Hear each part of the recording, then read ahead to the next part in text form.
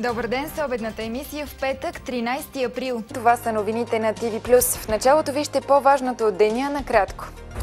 Добър ден, започват новините на Нова. Аз съм Татяна Чохаджиева. Сега към по-важните събития от деня. Жилкова станах Чохаджиева. Il parle d'amour comme il parle des voitures.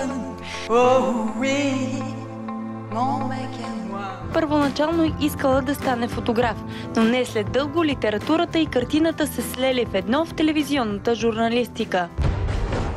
Снимаш невероятно добре, много професионално. Първо, откъде дойде това желание да се занимаваш с фотография и учи ли специално, за да си толкова добра в това? Беше ли на някакви курсове или талант? Много ти благодаря за оценката. Всъщност, аз имам две сестри. Съпругът на по-голямата ми сестра ми подари един фотоапарат, когато бях в 4-ти клас. Така на шега, с марката Вилия, непозната, предполагам, сред повечето от нашите зрители. И страшно много ми хареса да снимам. Няколко филмчета на ден отиваха в снимане на всичко по улицата, което срещна.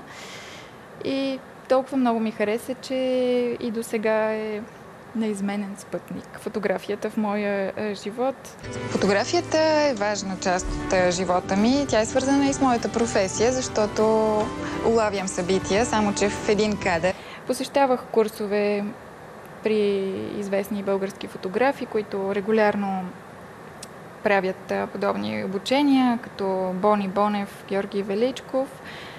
Но като цяло съм самоук творец. По-скоро се вдъхновявам от фотографии на мои любими артисти.